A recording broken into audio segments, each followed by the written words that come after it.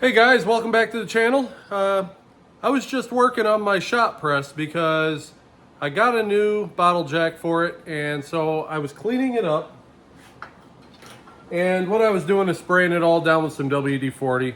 WD-40 makes a good rust inhibitor, so I like to wipe down some of my equipment with it every now and then.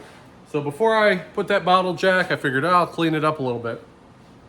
I got about halfway done, and this WD-40 can quit spraying.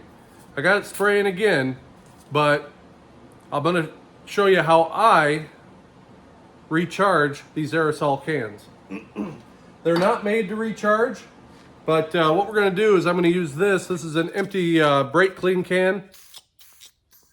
And there, I think I just released the rest of the pressure out of it.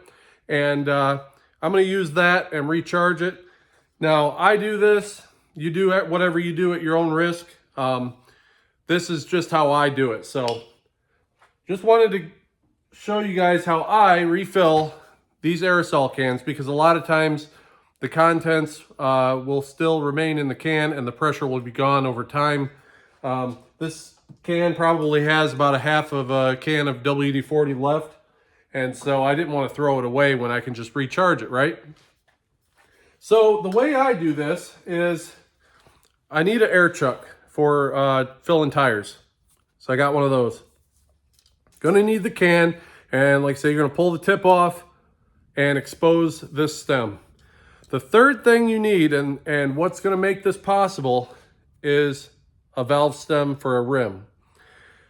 Now, down inside of here, you'll see there's a little brass tube. And what that's gonna do is, we'll go ahead and put it on here.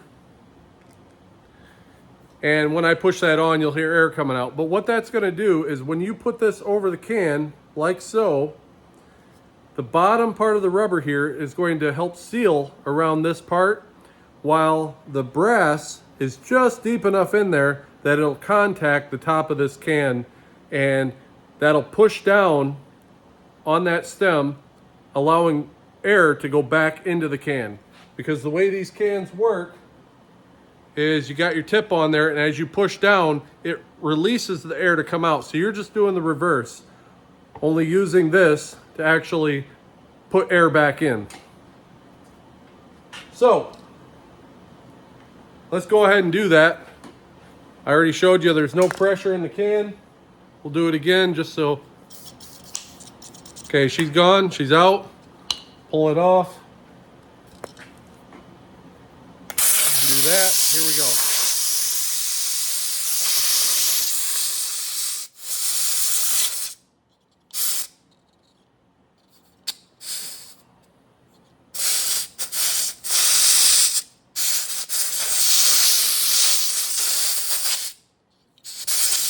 Yep.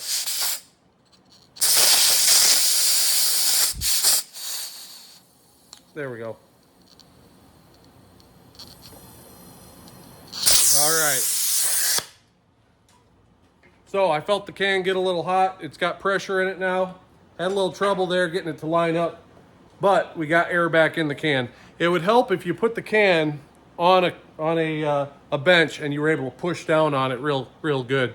But I'm trying to make this video for you guys and keep this can in my hand so that you can see that it does work, and no one can accuse me of grabbing another one. So there you go. We got 80 PSI in this can now. There's not much left in it, so wanted to show you that.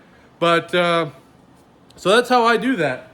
It sure beats going out, throwing that can away and going out and buying another one. Now I already had one, had a different style here, but there's no sense in wasting it and throwing it in the trash when you can take an air compressor and air these things back up. Now I believe that WD-40 pressurizes their cans to 90 PSI, and so I set my regulator at 80, and I figured that would be somewhat of a safe pressure to put back into a used can.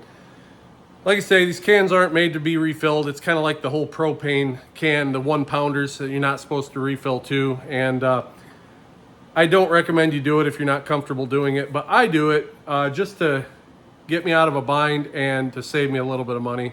like I said, there's no sense in wasting it when you can just recharge it and use it. But that's all I had for you today. I definitely appreciate you guys watching, and I'll see you on the next video.